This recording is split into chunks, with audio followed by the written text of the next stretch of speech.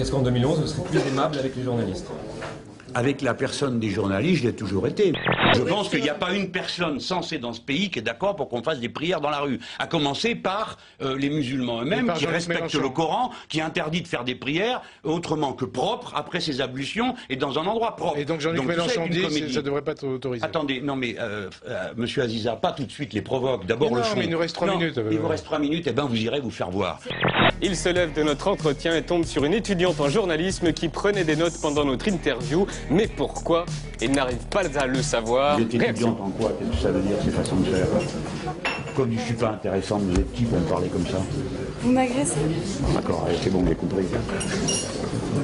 Non madame, je vous agresse pas. Vous voulez un café? Je peux vous offrir un café? Oui, j'en ai déjà Voilà. Mais si vous en voulez un autre, moi j'en bois plus, je viens de prendre la résolution d'arrêter.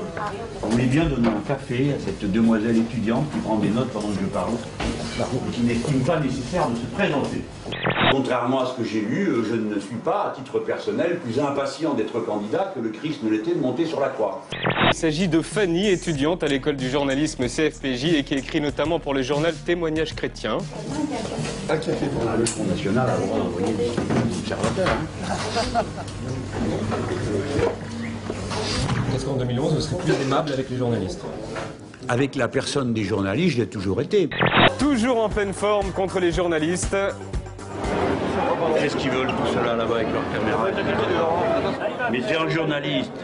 Il comprend rien le gars. Absolument. Il faut lever la tête, baisser. Il sait pas écrire le gars.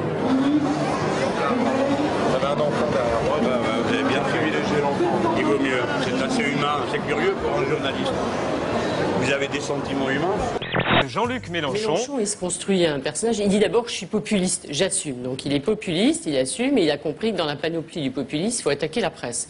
Très bien, lundi soir, meeting de Jean-Luc Mélenchon à Paris. Et pas de nouvelles, il regarde Canal+, et voilà ce qu'il en dit. Là-dessus, voilà que j'entends 3 perruches sur Canal+, et leur métronome qui s'en prenait à moi. Est-ce que vous avez passé une bonne soirée? Non, c'est la noblesse de l'entre-soi, les belles personnes qui se croient drôles, qui commencent par un discours offensant. Je repars avec la haine au croc. Et votre prix alors, vous allez en faire quoi? Fiche complètement, je vais jeter le papier et récupérer le cadran. L'une est assez sotte pour montrer une dédicace que je lui avais envoyée, avec un peu d'humour, mais elle n'en a aucun. Et voilà que les vaches sacrées sont toujours troublées dans leur rumination si on leur donne des choses qui les contrarient.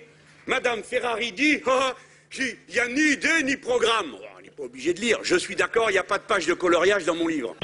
Par exemple, lorsque l'on a Frédéric Mitterrand, que je déteste à tout point de vue, parce qu'il n'est là que parce qu'il s'appelle Mitterrand. C'est quand c'est un de mes amis? Attends, je vais te faire le coup. Bien, mais je n'aime pas. Et pourquoi vous détestez Frédéric Mitterrand? Qu'est-ce qu'il vous a fait? Il m'a fait qu'il n'est là que parce qu'il s'appelle Mitterrand. C'est une raison pour le détester. Oui, c'est une raison suffisante. Je ne le connais pas, mais ça me suffit pour le détester. Voilà. Commencez par parler comme ça, par condamner ses mauvaises manières, et après je verrai si j'ai envie de subir l'admonestation de monsieur Apathy qui me somme de condamner ceci et cela en fonction de ses lubies anticommunistes. In cauda venenum. Dans la queue, le venin. C'est ça, merci, dans la queue le venin. Merci beaucoup. C'est une formule latine qui dit in coda venenum. J'ai fait du latin. Vous aussi. connaissez aussi? J'ai fait du latin. Je ne suis pas complètement analphabète. Hein. Mais vous savez, il y a plein de gens qui n'ont pas fait, qui ne sont pas analphabètes. Il ne faut pas être prétentieux, monsieur Denisot. Non, mais je ne suis pas prétentieux, je vous réponds parce que vous méprisez un peu de temps en temps aussi. Ce qui me reste à l'esprit de mai 1968, c'est 10 millions de travailleurs qui se mettent en grève. Donc pas Cohn-Bendit, pas l'université de Nanterre, je ne dis pas la libération sexuelle, pas les joints, pas les cheveux qui poussent. Certainement pas, enfin, qu'est-ce que c'est cette histoire? Je n'ai rien vu de tout ça, moi. Vous n'avez pas fumé le moindre joint? Non. J'en ai bénéficié. Non, ben, c'est comme ça. Ça peut peut-être vous surprendre. Vous avez tort, hein, c'est... non, j'ai pas tort. Guillaume. Vous avez vu le sondage Louis Harris qui met Marine au 2e tour? Ouais. Ça vous inquiète? Non, c'est complètement bidon. C'est pas un sondage, c'est une boîte qui dit aux gens si vous voulez répondre à nos questions, on vous donnera un cadeau. C'est bidon, c'est pas... Oui, mais enfin, elle a des réelles intentions de vote et qui sont nombreuses quand même. Ah ben, dans la rue, c'est clair qu'il y a de plus en plus d'imbéciles qui se laissent aller. Quand l'autre dit que je n'ai ni idée ni programme pour un homme qui a écrit 11 livres et dont la voisine tient un livre à la main qui est précisément le croquis d'un programme, ça non, c'est élégant, c'est spirituel. Quand on me passe, qu'on me compare au président de la République chinoise, c'est pour me faire un compliment, j'en suis certain. Et qu'on m'attribue Mireille Mathieu comme épouse, je sais que c'est pour rire, ça c'est tellement drôle, hein, c'est tellement drôle. Mais du coup, pourquoi utiliser le même langage au fond? Vous pourriez justement ne pas être à ce niveau-là. Eh ben, j'ai choisi de faire comme ça, et si ça vous plaît pas, vous pouvez aller vous faire voir. D'accord? Voilà. Ne perdez pas de vue une chose, c'est qu'à côté de tout cela, il y a nous, le front de gauche, des gens sérieux, calmes, qui sont les protagonistes. Oui, bien sûr, c'est moi qui le dis, c'est pas vous qui allez le dire, non, c'est moi qui suis interrogé, donc je vous réponds. Vous n'êtes pas toujours très calme, c'est pour ça que je dis ça. Ah, d'accord. Ben, c'est une impression que vous avez, je sais toujours où je vais.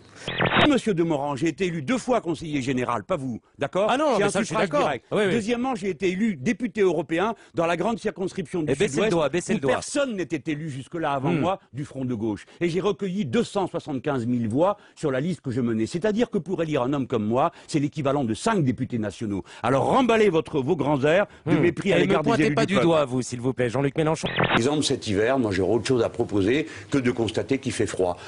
Je vous montre du doigt parce que vous passez les bornes. Oui, non, c'est bon, on connaît. Dernière question. On connaît quoi, s'il vous plaît? On connaît la chanson. Est-ce qu'en 2012... Vous n'avez pas le droit de me parler comme ça. Est-ce qu'en 2012, vous m'impressionnez pas parce que vous êtes derrière votre micro. Pas du tout, mais moi non plus. Alors parlez-moi poliment. Mais je vous parle très poliment. Je suis un élu du peuple et je l'ai été élu au suffrage direct. Formidable. À moins que vous décidiez que les élus du suffrage indirect que sont les sénateurs, vous les méprisez. Parce que le problème, c'est qu'elles sont dans les bois, les Mais j'en ai rien à faire. Si vous voulez me parler de ça, vous allez trouver quelqu'un d'autre, d'accord? Avec moi, vous parlez de choses sérieuses. Dignitas et de gravitas, hein, la maxime romaine. Donc avec moi, vous parlez de politique et vos sujets de merde, vous allez les faire avec des gens qui veulent répondre à la merde. Les mots qui lui viennent, c'est par exemple la merde. On lui parle de sexualité, hein, les mots qui lui viennent, c'est de la merde. C'est-à-dire, on passe du sexuel au scatologique. Non, mais lui, là, il vient de dire que les mots qui me viennent à l'esprit lorsqu'on parle de sexe, c'est la merde, etc. Vous l'avez entendu comme moi.